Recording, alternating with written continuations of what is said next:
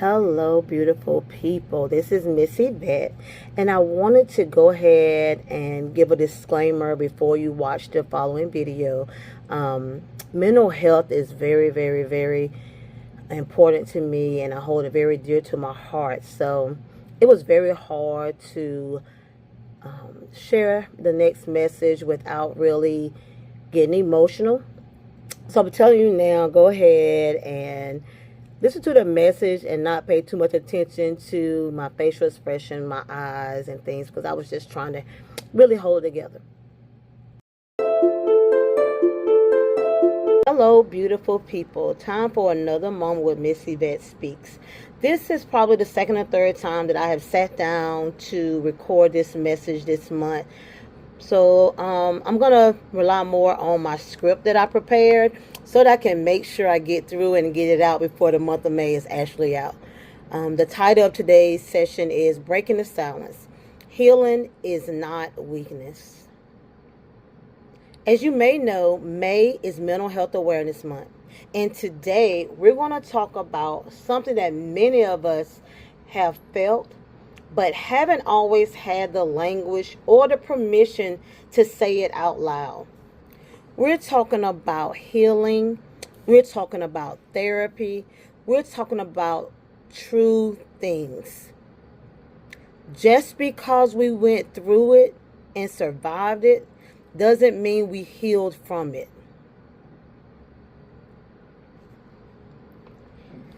Let's be real for a moment. We were raised, especially in the African American community, that mental health wasn't something we talked about. It was very taboo.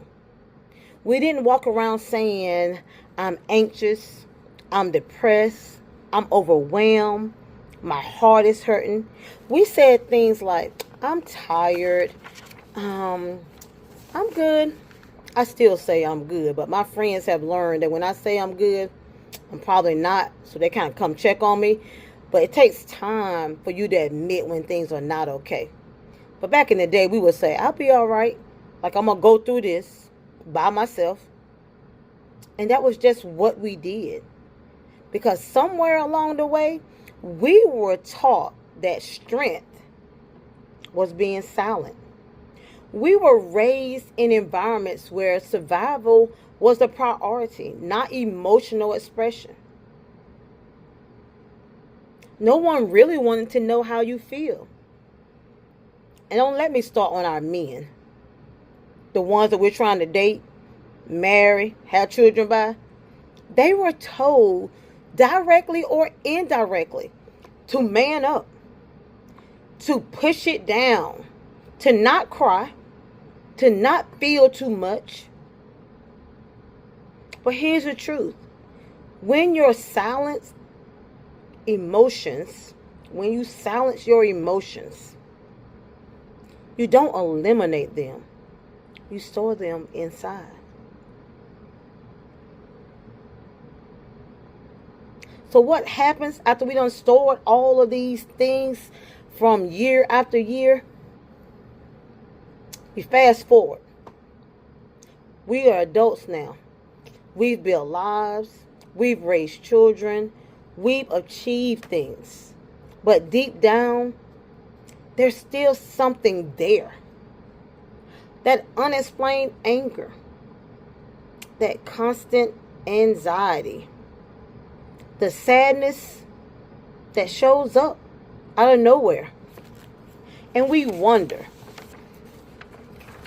why do I feel like this? Why can't I just move on? Why does it still hurt after so many years? Because childhood trauma doesn't expire. Just because it happened years ago doesn't mean it didn't shape you. The things we experienced, the things we didn't receive, the things we had to figure out on our own, they don't just disappear. They live in how we love, how we trust, how we respond, how we see ourselves. So regardless of whether it was a positive or a negative experience that you had growing up, it shaped you into the person that you are today. But I want to offer you a new definition of strength. Strength is not pretending you're okay when you're not. Strength is not carrying everything alone. Strength is saying, I need help. Strength is choosing to heal even when it's uncomfortable. Strength is walking into a space where someone helps you unpack what you've been carrying around for years. It's going to take work, because healing is work. And it's not always pretty, but it is necessary.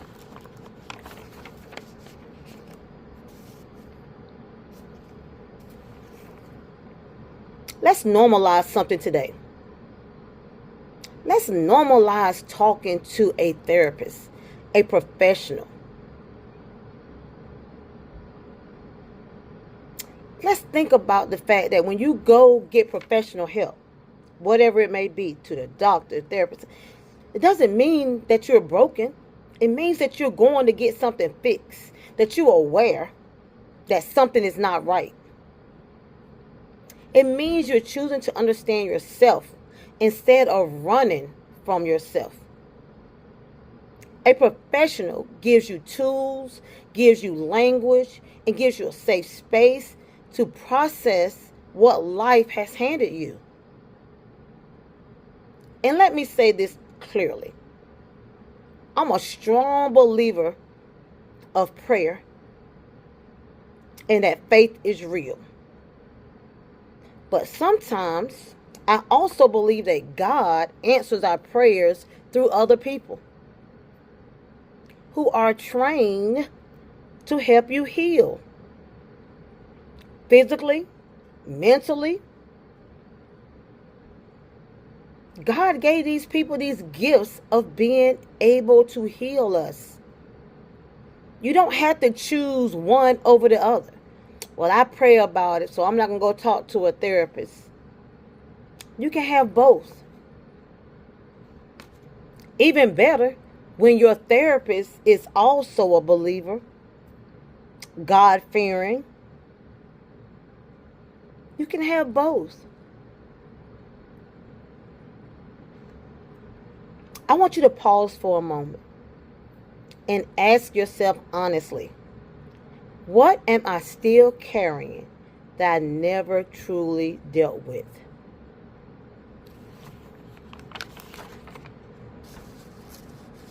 What version of me had to survive but never got the chance to heal? And what would my life look like if I finally gave myself permission to get the help I need? I'm going to be very transparent for a moment. I didn't realize until I was in my 40s, 54 now, that not having a positive relationship with my father or another significant male really affected how I see relationships, men, how I carried myself with this huge wall of I'm going to be strong regardless who got my back. The way I raised my daughters. All of that stems from what I missed as a child. And I didn't realize how much it affected me until the older and older I get, and it keeps popping back up in my mind. So when I go see my therapist, and yes, I go to my therapist monthly, and if I need to, bi-monthly, to make sure that I'm processing this childhood trauma to be the best Carla Yvette that I can be, regardless of what I may have now, regardless of what I have accomplished In my 54 years, I still see my therapist. We go through a lot in life. We go through so much in life. And it's funny how this morning on the Ricky Smiley show, the doctor that was up there was talking about how the suicide rate for African Americans have increased exponentially over the last few years, and especially in black males. And I say that because I was like, wow, he's right on point with my segment, because we need to support our black males and let them know that they can go talk to somebody. They can have a small group of friends where they can just be vulnerable with and be honest with and get things off their chest. As women, we all have one or two people that we can go to, even if we don't go to a therapist. But men walk around here holding stuff in, not talking to anybody, and it's affecting everything: their love life, their relationships, their jobs. We have to stop treating therapy as if it's something bad. It's not. It's a way of getting forward. In closing, I just want you to listen.